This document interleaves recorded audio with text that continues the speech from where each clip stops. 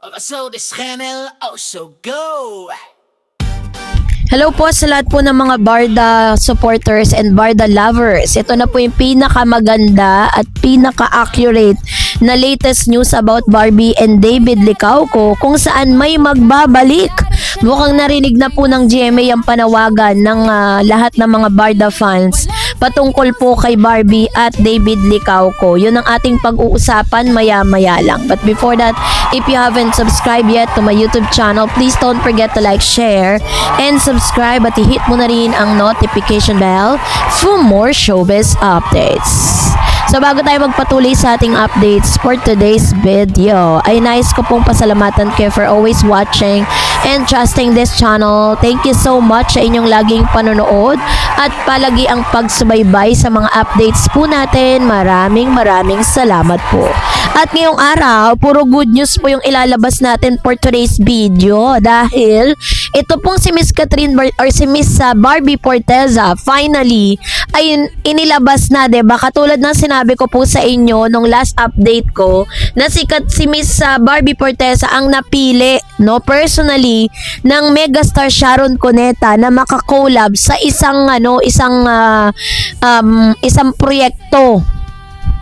So, ito po yung sabi dito na sabi ng news ng Abante Tonight, sabi niya, naresibuhan ng bonggang balitang magsasama sa isang project sina megastar Sharon Cuneta at Barbie Forteza.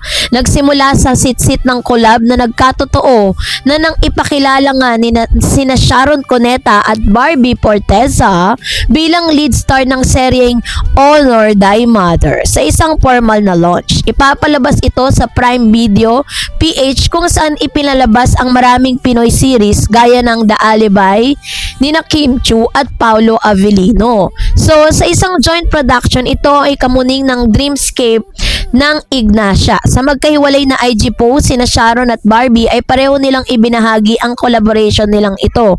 Ayon kay Barbie, dream come true ang tandem nito ni Sharon Cuneta. Sabi niya, she was the reason why I wanted to become an actress. Dreams do come true. Beyond excited to work with you, Miss Really Sharon Cuneta. Really Sharon Cuneta, yun nga. So, kasabay ng excitement niyang makatrabaho si Barbie, binanggit rin ni Sharon sa kanyang post ang iba pang mabubuo ng cast. So, ibig sabihin is, yung proyekto na to ay pa lang, parang, nag-aano pa sila. Sa ngayon po ay parang kinukumpleto pa nila, no, yung kanilang mga casting. So, ang prayer natin na sana makasama si David dito po sa nasabing casting na to kasi binubuo pa po siya. At ang talagang masasabi natin na nung talagang yung bida talaga dito si Miss Sharon Cuneta at saka si Miss Barbie Forteza kasi ko ang pinaka-title po ng nasabing serye is Honor Thy Mother, which means it talks about the relationship of Barbie or a daughter and a mother. Pwedeng ganon. O kaya naman hindi natin alam kasi ganun talaga. Kung babasahin kasi if you're going to read between those lines, no, dito po sa kanilang title, sabi dyan, yun yung kanilang my new drama Honor Thy Mother is the first ever collab between B Giants, Kamuning Ignacia Creative Production by the one and only productions company Honor. Excited to be working soon with lovely Miss Barbie Forteza. Yun yung post po ito ng kanilang production team. And my favorite hubby, John Estrada, si Mr. John Estrada, and the young heartthrob, Khalil Ramos. Praise God for this opportunity and beautiful projects. So wala pang detalye pero sinabi ni Sharon na magsisimula na silang mag-shoot. Ilan sa mga kaibigan sa industriya ni Barbara ang natuwa sa bago niyang achievement, 'di ba? Alam mo, napakalaking achievement nito para kay Miss Barbie kasi parang dream come true. Makasama mo yung magagaling na actress. Pag ikaw po personally na pinili ng magaling na actress, which means nakakita siya sa'yo ng napakalaking potensyal. Which means isa ka na sa mga masasabi nating premyadong actress kapag po nakatrabaho mo na yung mga talagang may pangalan sa showbiz. And that's really a big thing for Miss Barbie.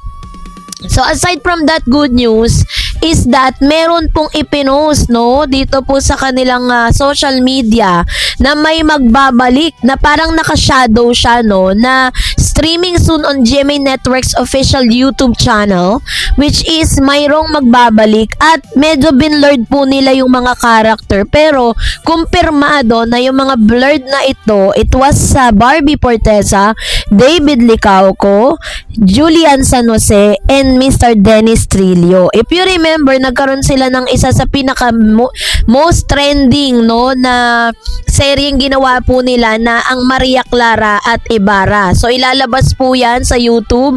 Magbabalik muli ang kanilang serye at hindi natin sila masyadong mamimiss dahil mapapanood natin muli yung kanilang mga yung kanilang programa na talagang pinag-usapan sila at doon nagsimula ang Barda.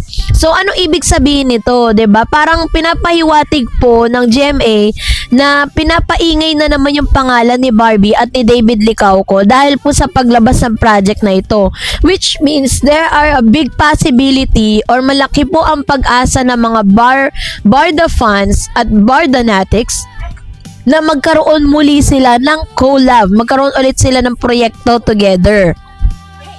Kung pinaiingay na po yung pangalan nila ulit, 'di ba? Ganyan naman kasi sa showbiz. For example po, ito pong si Barbie ay maipa-partner po sa iba, paiingayin yung pangalan nila. Katulad na nangyari kay Jameson Blake tsaka kay Barbie. Meron pang paghatid sa bahay, meron pang pagbisita ni Barbie sa bahay, meron pa silang holding hands while walking sa mga streets kasi that's really part of marketing strategy para talagang mapag-usapan sila dahil may project silang paparating. Pero after that, wala na, 'di ba? May mga sightings sa magkasama sila sa McDonald's, kung saan-saan, 'di ba? Pero after the project, after pumatapos on, wala na, 'di ba? Parang walang nangyari. So ngayon, eto na dahil ito naman si Barbie tapos meron silang project ni Enchong Di. I don't know what happened to that. Pero parang wala na tayong nababalitaan, 'di ba? So nagkaroon sila ng TikTok. Pinag-usapan ulit na magkakaroon sila ng proyekto pero hindi na po natin nabalitaan. Tanging si David Licauco lang talaga yung pinakaantay ng maraming mga fans ng Barbie at David Licauco or ng Barda fan, 'di ba? Napakalaking blessing po ito para kay Barbie. Deserve na deserve ni Barbie talaga na mabigyan ng mga ganitong proyekto kasi hindi naman talaga natin matatawaran ng pag-arte ni Barbie, 'di ba? Magaling naman talaga siya in all aspect, 'di ba? Sa lahat ng kanyang ginagawa, talagang siya kumbaga parang nag-excel, no, doon sa kanyang mga ginagawa at ginagalingan talaga ni Barbie.